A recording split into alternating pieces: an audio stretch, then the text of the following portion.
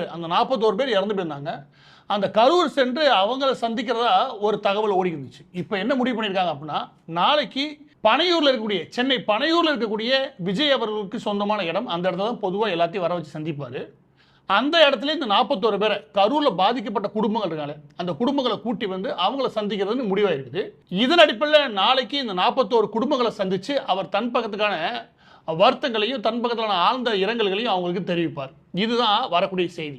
இப்போ இதில் வரக்கூடிய மிக முக்கியமான குற்றச்சாட்டு, இயற்கையாகவே இந்த குற்றச்சாட்டு எழதான் செய்யும், இதை தவிர்க்கவே முடியாது. அது என்ன அப்படின்னா, விஜய் அவர்களுக்கு வேறு வேலையே கிடையாது. எப்போவுமே இந்த பனையூர் பண்ணையார் புத்திலே இருக்கிறது. எல்லா பேரும் இறந்து போயிருக்காங்க, அவங்கெல்லாம் அவங்களுடைய வீட்டில் போயோ இல்லை அவங்க இடத்துல போயோ சந்திக்கிறது தான் முறை, அதான் நாகரிகம்.